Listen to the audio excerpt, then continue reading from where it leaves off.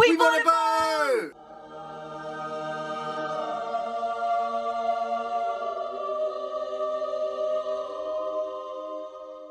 Okay, for those of you who've been here a while, you're not having deja vu. This isn't a glitch in the Matrix and the algorithms reminded you all the way back to the beginning of all of our videos. No, we wanted to bring you an updated boat tour video, a sailing boat tour 2.0.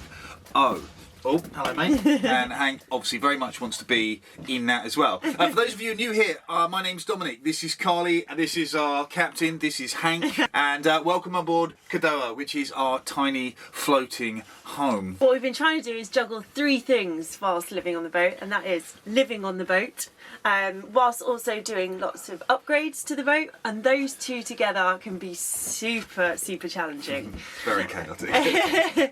And thirdly, using our home as our adventure machine and being able to travel and explore on her. So yeah, it's three things to try and juggle, which most people probably do one individually. We're doing all three at the same time. Very true. And we've made an awful lot of changes to Cadoha since we bought her a couple of years back. We have the original boat tour video, which you can see here, so you can compare before and after. But we'd like to just give you a run through of our tiny floating home, and the goal really is, whilst we are heading off on our adventures, we learn more about the boat, we learn from the boat, we learn about what our needs are, and our hope is to try and make Cadoha as off-grid as it's possible to make a sailing boat be, I guess. So anyway, before further ado, let's take you on our sailboat tour.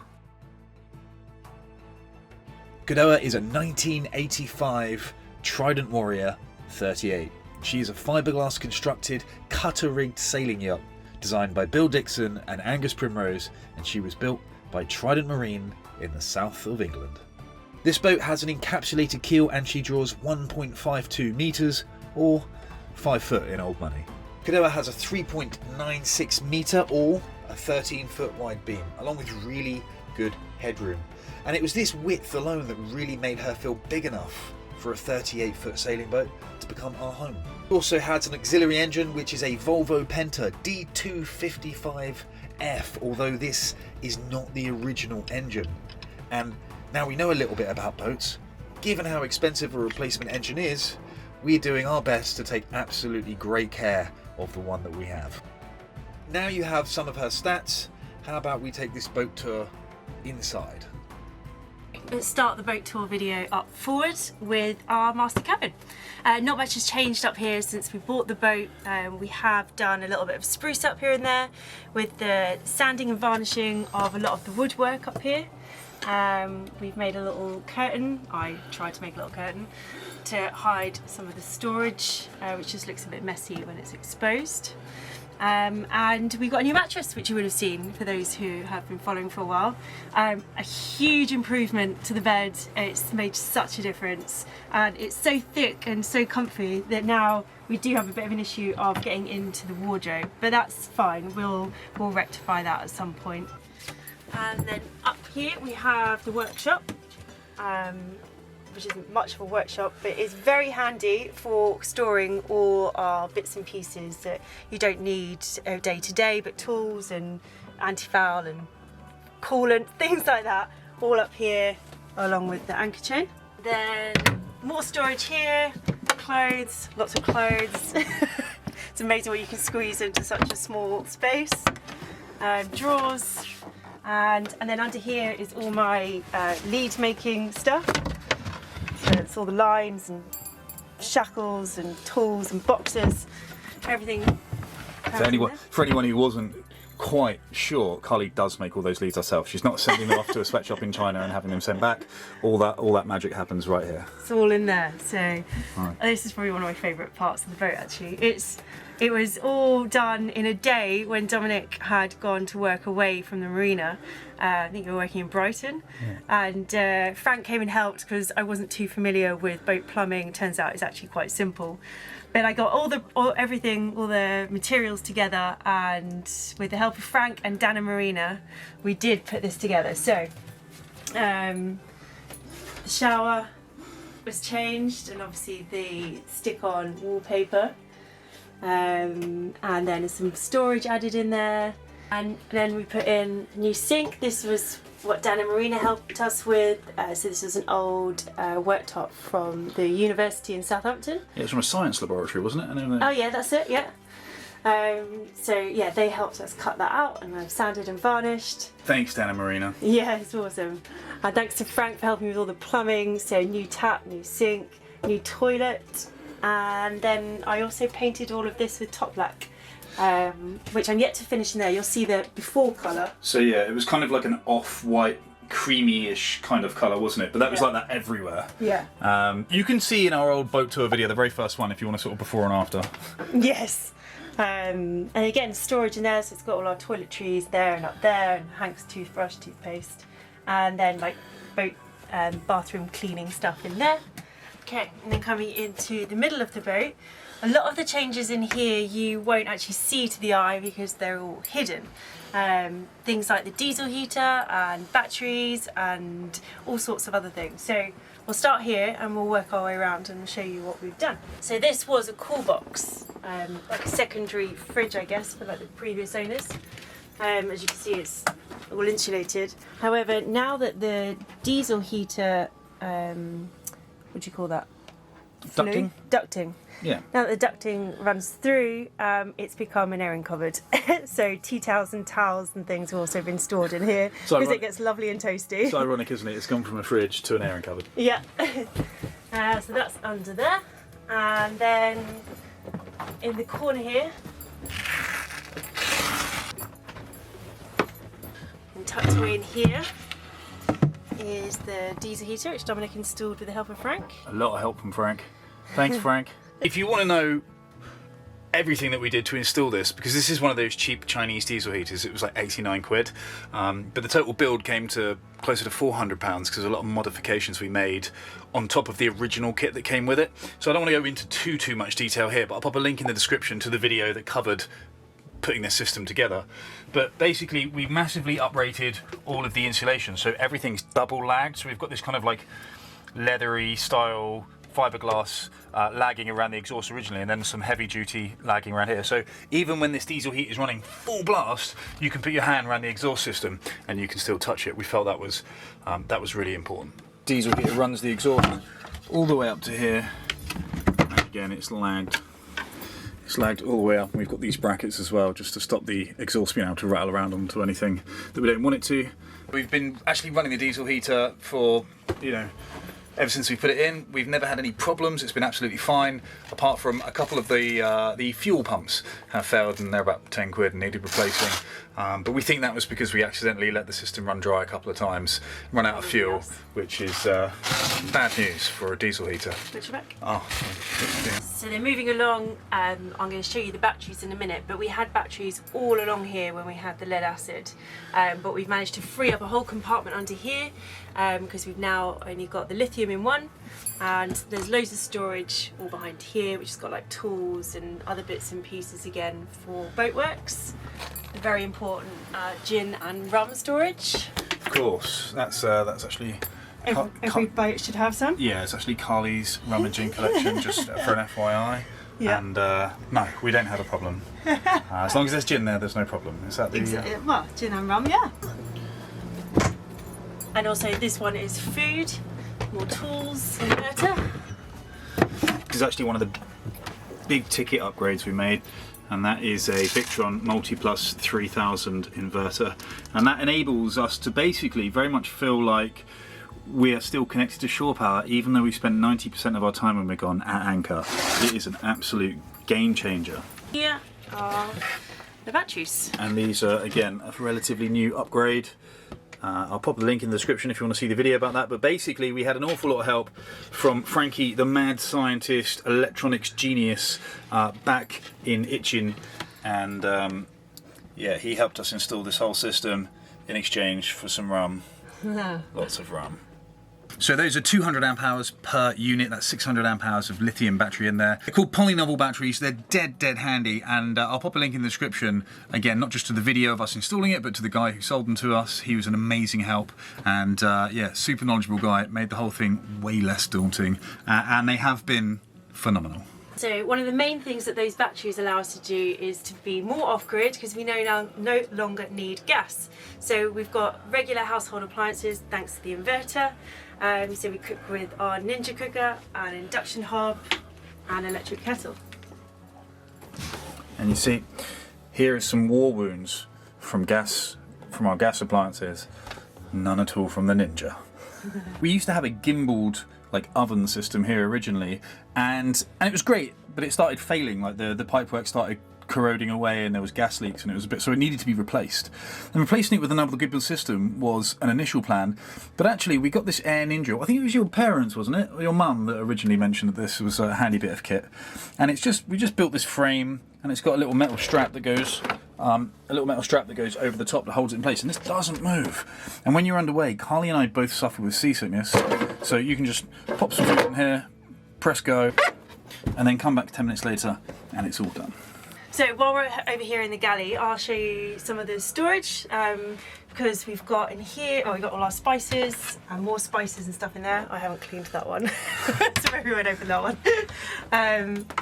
Mugs, and yes, we do have glasses. And bone china. And bone china. Anyone who knows anything about boats is probably thinking we're mental. We did have melamine, but they started cracking, and they just didn't last, actually. Do you remember those ones we had? Yeah. So, and then but we do have melamine plates and bowls. Everything is stored in there. And you can see the insulation we also installed in the winter at the back there. And that insulation's really helped with condensation, hasn't it, when it gets colder? Massively.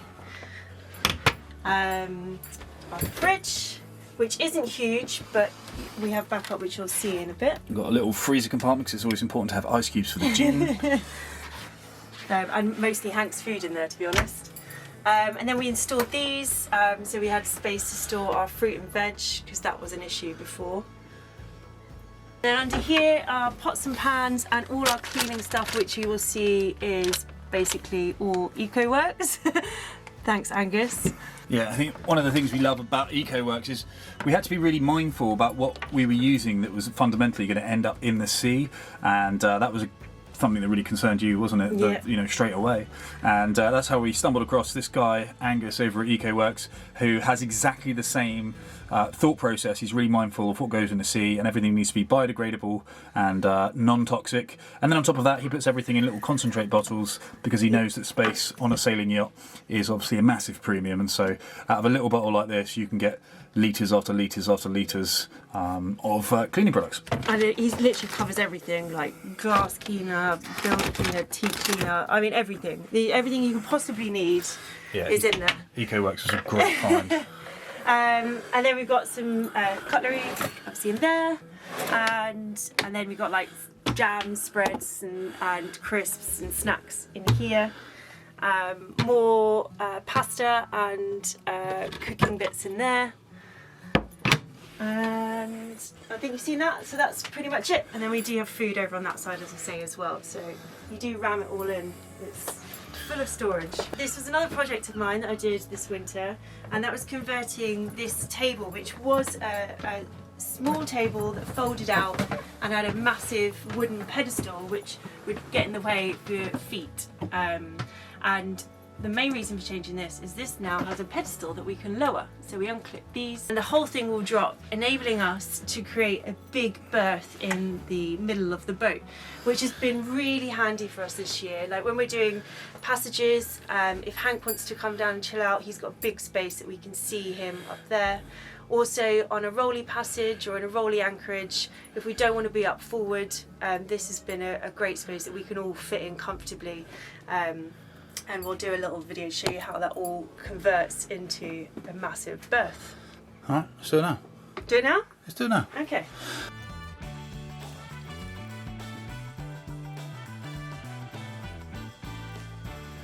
And that makes a world of difference, doesn't it? For anyone who doesn't know what it's like, if your main berth is at the front of the boat and you're in any sort of seaway, it's basically like sitting on the end of a seesaw, just getting thrown up and thrown all over the place. So there's just a much more comfortable motion here, and as Carly pointed out, we can all just jump down here easy, we can be back up on deck really quickly, and if Hank wants to be down here, we can both keep an eye on him. Yes. And yeah, it's a win. Plus, if we've got a load of mates coming over and they all want to stay over and have a bit of a party, then, you know, we've got even more accommodation to do that. We have.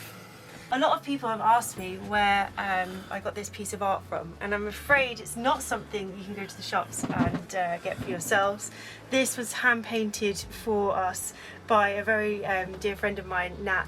And she actually presented it on her wedding day when her and Jason got married. She gave it to us on her wedding day, which was I've never been to a wedding where the groom or the bride hand out massive wedding gifts to their guests, so that's really cool. So this is really special. She made it because we were looking for a piece of art to fit this long space, and she kindly did this as a surprise. It's very cool. Yeah, love it. Thanks, Nat. Yeah. So I think that summarises this bit. Should we go aft? Yeah, let's head down to the nav station. The next part of the boat that has changed somewhat from how it started out, it's had a bit of a spruce up, is the nav station. And the nav station has fairly rapidly become, I guess, the creator studio. This is where a lot of the video editing takes place.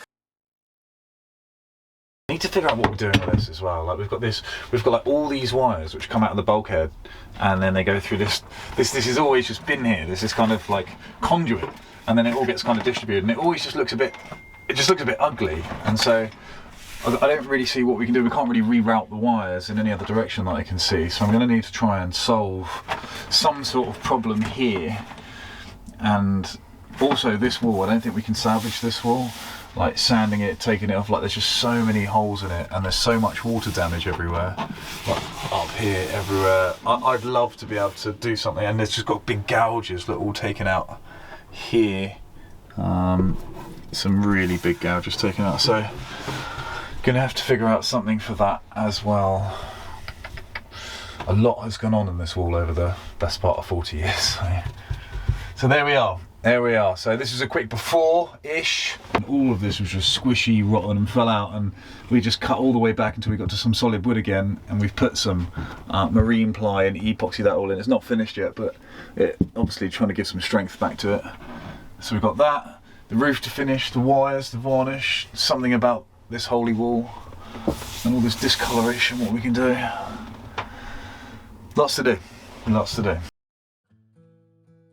And basically we took all of the sides off here, and we replaced them, revarnished them, and the wall, or the bulkhead should I say, here was absolutely shot to bits. Just where it was just full of holes, and it had so many things attached to it and changed over the years that it was just a big job to try and replace that. So we just covered it with this map. And this thing here, this is a conduit. So we used to have a lot of wiring that came along the bulkhead, and it would run up here, and it would all be sort of contained in there. And it also used to come out across the ceiling and out into the cockpit to our old navigation instruments.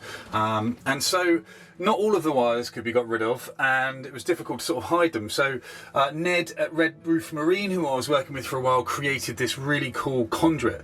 It's made out of a hardwood, and it's hollow inside, so it hides all the wires. And then we just put a couple of LED strips underneath, so that rather than just having a gigantic piece of wood that goes across the mapped bulkhead, it can actually double up as a light. And depending on whether it's night or day, we've obviously got a choice of red light or warm white light. So that's kind of cool. This is a little bonus. It's sort of Raspberry Pi, and when Frankie, the mad scientist genius at Itchin, helped us with the batteries and the inverter, he also made this for us out of a Raspberry Pi. So this thing keeps an eye on sort of the solar, the AC loads that are being used. There should be some more information as well from our shunt, but we've just had to order a new PCB board, I think it's called, for the shunt, because it's not quite working properly. It's a really, really cool addition. The radio is original, this is all original, and this one is a new handheld radio. Just up here we've got all of the books that Carly and I personally find inspiring, and obviously our mandatory navigational bits as well. If we just back out of the nav station a tiny bit and then head down here, you'll see our starboard side aft cabin. And this is allegedly a double berth. I guess if your partner's quite small and you're still really into each other, you could squeeze two people in there for night quite comfortably, but it does get quite warm. And yeah, I'd probably, if I liked somebody, I'd just call it a single berth for a friend maybe to come down and spend a weekend. But again, we just spruced it up a little bit, revarnished, and just put this on the side. This was just a this was a sun awning. This was all it was, just a sun awning that we cut up and put on. This also is access to the engine again on the starboard side, so we don't like to fill this up too much in case we need to get in there in anger. We literally, you can just lift it off, lift the bedding off. This little section here comes off quite quickly. Then we've got some access here, and then when we did our very big engine service, we've got our air filter, we've got oil filter, fuel filter.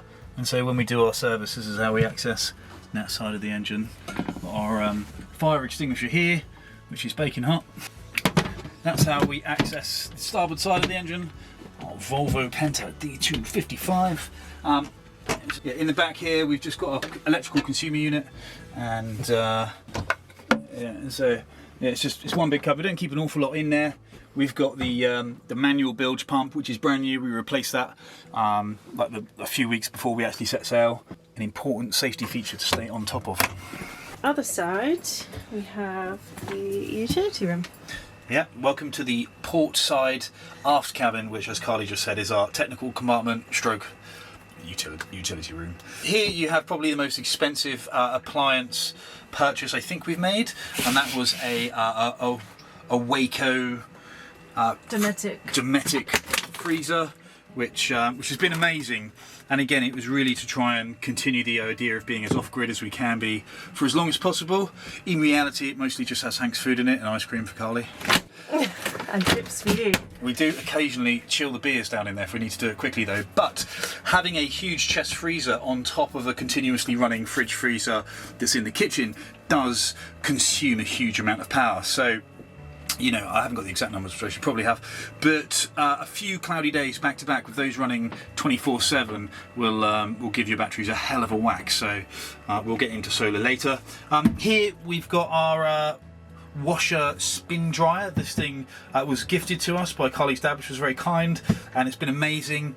It doesn't use a huge amount of electric either, so it's pretty good if you want to like clean your pants and socks and some t-shirts and whatnot, and just stay on top of the day-to-day. In terms of doing big washes like your I don't know, I suppose your bedding or whatnot, then a laundrette's probably still the way to go. Would you say that's reasonable? If you had a water maker, I think it would be much more beneficial. But as I say, like just when we need to do a few little smalls and stuff, it's fine. But otherwise, you've got to fill it with water, and then you've got to rinse it, and then you've got to do a reload again. So Dominic's right, yeah, probably best for the laundrette for the big stuff. Just show you quickly behind us, we have our hot water heating system. So when the engine's running, I don't know if you can see that, but when the engine's running, that heats this up, or to give us hot water, or if we've got an excess amount of solar power, and let's say our battery bank is fully charged by midday, which almost never happens, but if it did, we could just flick the switch here, and then that excess solar power would be diverted to electronically heat our hot water. But in order to do that, we're going to need a lot more solar and a lot more sun, I think, if this year has taught us anything. This beast here, this flux capacitor looking futuristic bit of mechanical engineering brilliance, is called the Diesel Dipper. And yeah, anyone who's been here a while will know that we installed this a little while back. There's two videos we've got linking to the Diesel Dipper, which again we'll post the links in the description below, so you can go check out any videos you think will be interesting expanding from this boat tour. But basically, the first year we had the boat, we had a whole bunch of different engine issues, and one of them was dirty, contaminated fuel. It was a real problem, especially because we didn't know anything about boats or engines or being a diesel mechanic. It was just whoo.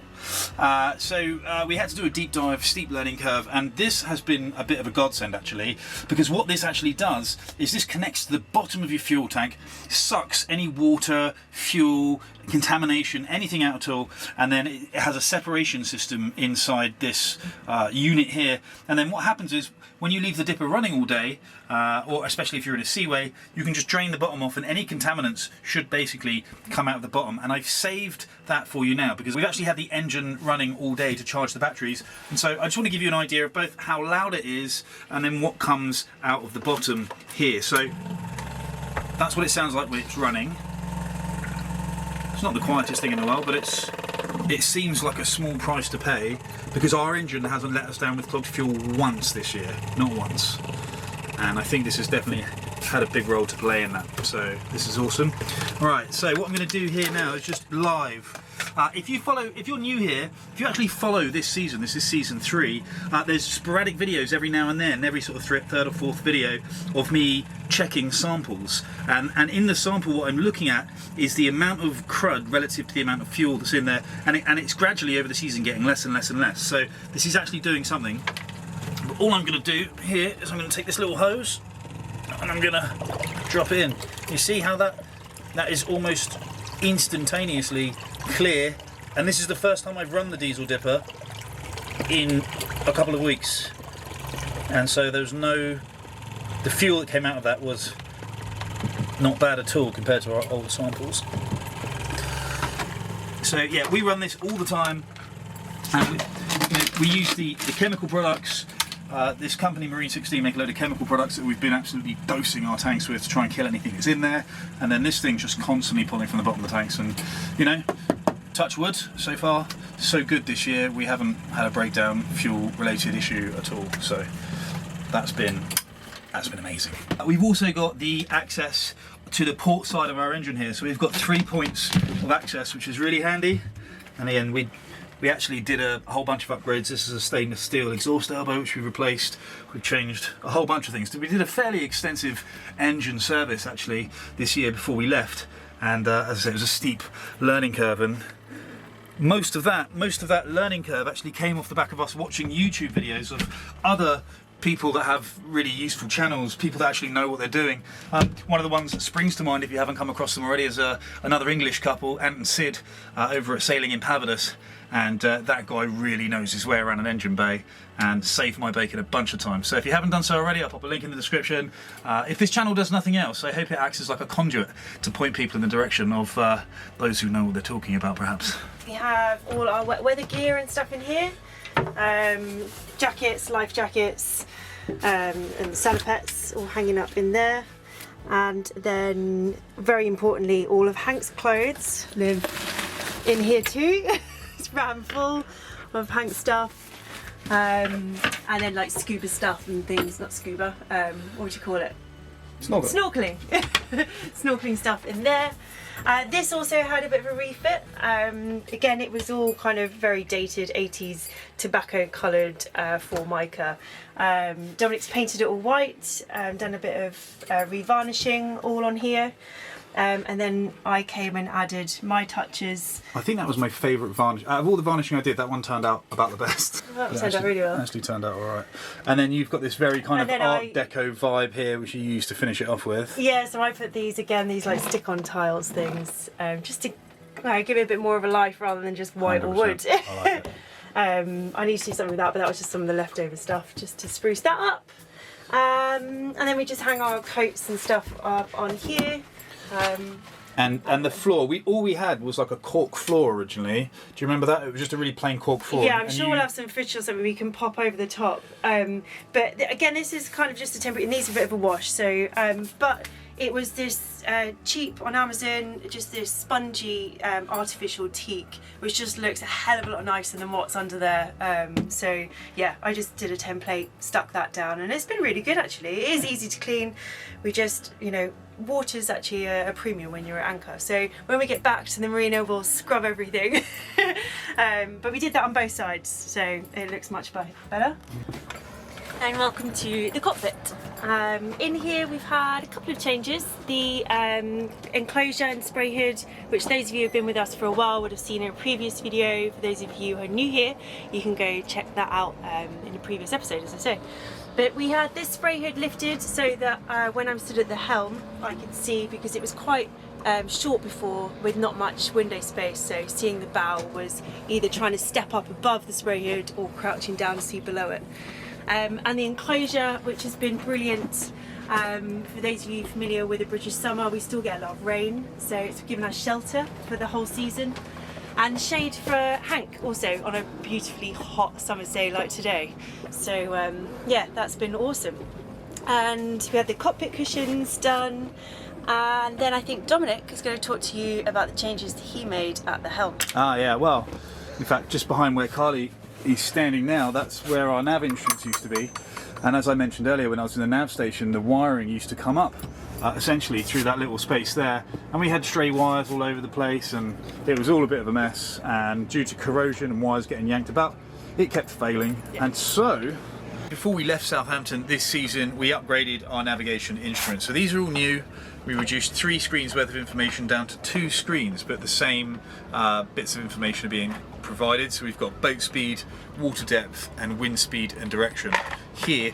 And we've also got a GPS enabled iPad, which has got this waterproof casing and Navionics. We've got another iPad with Navionics installed as well, and we've got Navionics on both of our phones too. So although we don't have an official chart plotter, and I imagine that would be optimal, I think you'd also be pretty unfortunate if you lost 4 methods of navigation simultaneously. So the wiring for this actually comes all the way up through this grab handle, out through the engine bay and up here, so it's all hidden away, and yeah, it makes a world of difference, and it's just it's nice and neat, and it's compact, and it's exactly where you need it when you're at the helm. So another upgrade we made, the boat came with 400 watts of solar. We actually added 2 times 175 watt panels, one on the starboard side, one on the port side. We just basically put these stainless steel bars together, and then we bought these brackets from just from a Chandler's, I think it was Force 4 probably. And yeah, that extra juice has really helped us to try and stay on top of the lithium batteries. Although, so even with that 750 watts of solar, it's still not enough to keep on top of the demands that we're asking for it. So one of the things we've been thinking long and hard about for our winter projects this year is how to increase our solar capacity. I think we've got some ideas, and Carly also doesn't like these wings. She hates them. For a couple of reasons. First reason is when you're walking around here, it's very narrow and this is very sharp, so that can be a danger on our legs, and also when these are dropped down, there's no view. Yeah, it's mostly the G&T view thing that upsets you, isn't it?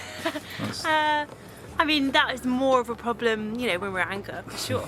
Also, if I was going to keep these solar panels on the side, I actually like the idea of bifacial panels. I think you'd actually get a lot of reflection off of the water, which can give you some extra juice. So if they were going to stay something that size, that's probably a change I would look to make. Should we go look up on deck? Okay.